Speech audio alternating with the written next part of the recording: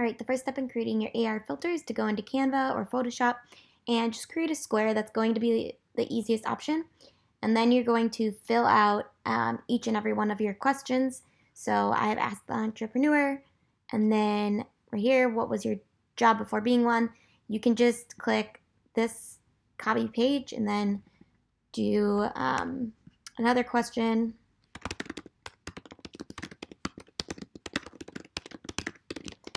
And then the next step will be to download these as a JPEG. It's going to be smaller. You could just do it individually. And then we will go on to setting it up in the AR program. Next, download Spark AR Studio. It is free. And then click blank project. First, I'm going to add an asset and a material. And I am going to just do a little bit of retouching on the face. And I don't want super smooth, so just kind of scroll down to maybe 25. That'll be fine. And then you have to make sure, obviously, that your camera is showing you and not a random guy. So let's change that over on the video to FaceTime HD camera. Shows me. Perfect. The next step will be to go back up there to that little workspace, and you can use 2 fingers to click, and then click add and a face tracker. Once you have a face tracker, you will again double click on that, on the face tracker, click add, and then we need to add a plane. And this is where it's tracking my face. And so like I said, I wanted to use a square. That's going to be easy. You don't really need to change anything. Obviously, the only change you need to make is to drag this square. So make sure it's on this moving button and just drag it above your head or on your head. And if you want to make it bigger, you can do that by going to this button right here. And you can make it bigger. You can rotate it by clicking on these angles. But I think it looks good just how it is. So we will leave it like that. I like to just keep things orderly. So let's change the name of plane to be question, so I know what's going on. And then object's name isn't supported. Well, what the heck? Let's change it. Question 1. All right. And then I'm going to upload my photo, so I can put it right here. So go to Add Asset, Import from Computer. Click on your question. And let's upload it, so it'll be right there. And then we have to put it on your head. So go to the question sticker. Click the plus for a material. And then it'll add it down here. I'm going to change that name to be question, we'll say. And then this material was that face smoothing, so I'm just clicking to say smooth. All right, and then go to flat, choose file, and click on Ask Entrepreneur, and there it is. Woohoo! The next thing will be we want to just make this question look the same for the answers. So just go to the question, double click, and say duplicate, rename it to be answer. And then we are going to go add asset, import from computer, and I'm going to add one of my questions. And there it is. And then we'll go back up to answer. And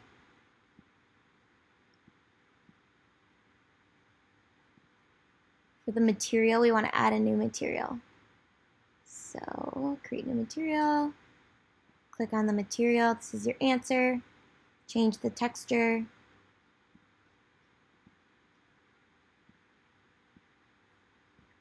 to the correct one. There it is. All right, go to the texture that we created, the one that is the answer. And let's rename that so we don't get confused. Oh, good job, Becca. And then up here where it says single texture, change it to texture sequence.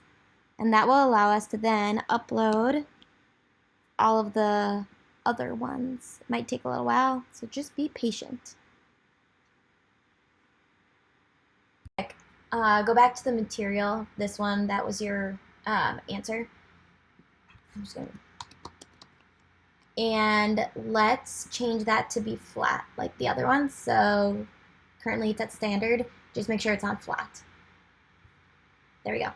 Now we need to add an animation sequence. So go to animation sequence, just like that. And then answer options. Perfect. Then go to answer options, where it says texture, click the 1 through 10. And then go up to answer right here.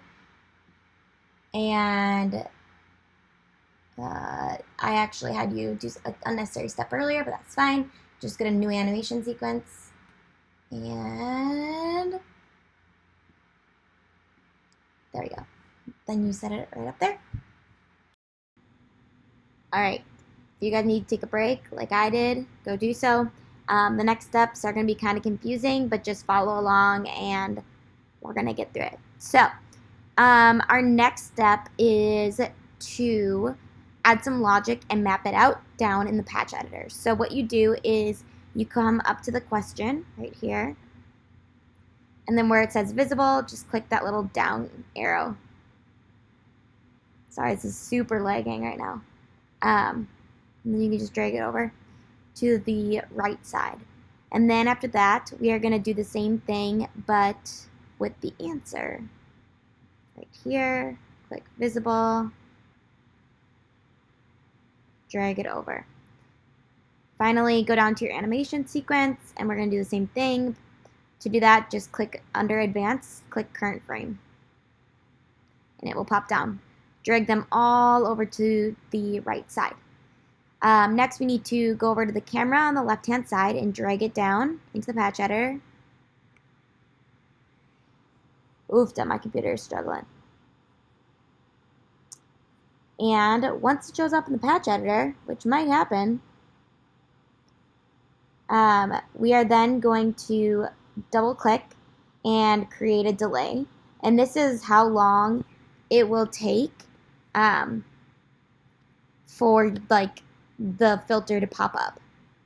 So let's create 0.7 because I want it to pop up almost immediately when I put the filter on my face. So under duration, put 0.7, and then we need to connect it to the camera. So to do that, all you have to do is click the little bottom plus, drag it up to the arrow. And then after creating the delay, we're going to add a pulse. So same thing, double click, create a pulse.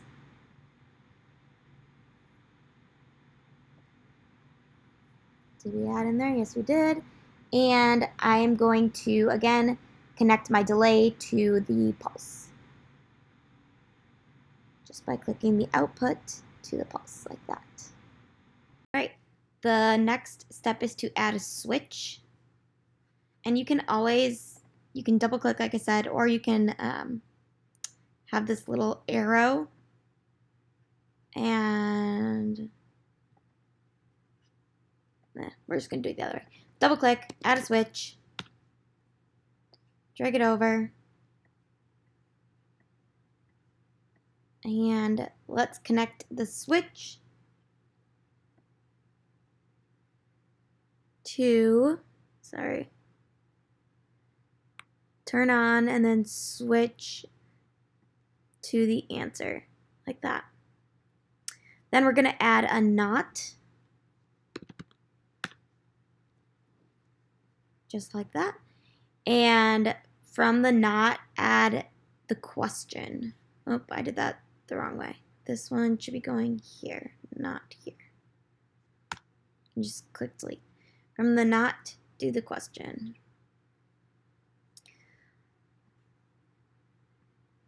All right. And then we need to start a new segment. So you can just do this and type in runtime down here. And you add a runtime and run that to an offset. So what you need to do is where it says, we'll add an offset. You connect that to that. And then to our offset, go to pulse and attach that to reset. So over here on pulse, attach it to reset. Make sure that your switch is attached to your knot as well. All right, from the offset, we are going to create a less than. You can just take that arrow, connect it with that top arrow at the bottom, put a 4.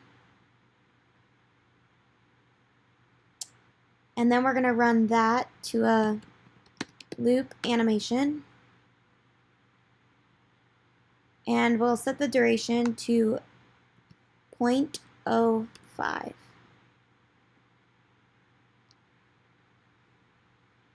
And then take the loop animation and we're going to create a random patch.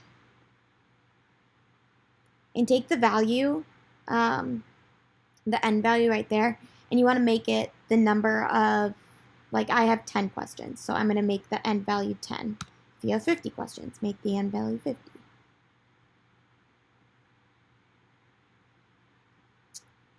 And then, right, once you put that end value in, you want to take the value to a round. And connect those. And then you want to attach it to your animation sequence right up here. Dun, da, da. You have completed the patch editor. All right, the next step will be to plug in your phone to your computer. And right here, you can test it on your device. Things I want to mention. Go back to your loop animation, and I had originally connected up here. Make sure it's connected from the bottom to randomize. And then on the right-hand side, click randomize. If it wasn't working, that will make it work, hopefully. And then what you'll do is you will connect your device, and if you click send, it'll be on your phone, and you can look at them both and make sure it's working.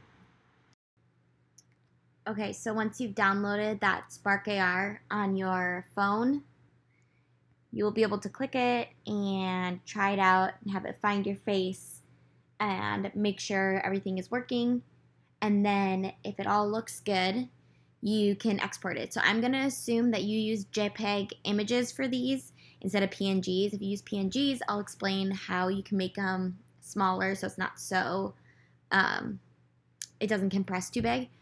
But you want to export it now for Instagram / Facebook. So you just go File, and then you can go to Export, and then choose where you want it to go.